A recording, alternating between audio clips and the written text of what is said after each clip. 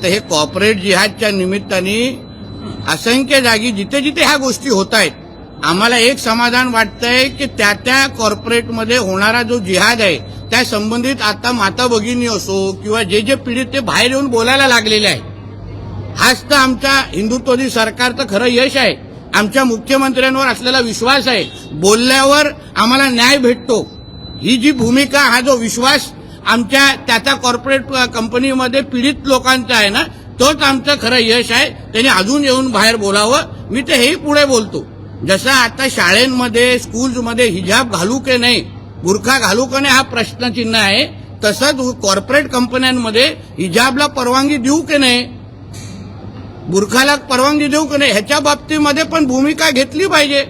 कारण का नेमकं आपण हिजाब घालायला देतो, बुरखा घालायला देतो, त्याच्यामुळे बाकीच्या लोकांना पण बुरखा घालण्याची जे काही जबरदस्ती चालू आहे ना, ते त्या निमित्ताने बंद करावं. नाहीतर आम्ही आता लेन्सकार्ट सारख्या कंपनीमध्ये टिकायला परवानगी नाहीये, मग बुरखाला काय तिथे, मग बुरखाला पण बॅन करा सगळीकडे. कॉर्पोरेट कंपनीमध्ये बुरखा घालू नये ही अशी भूमिका घेण्याची वेळ आलेली आहे.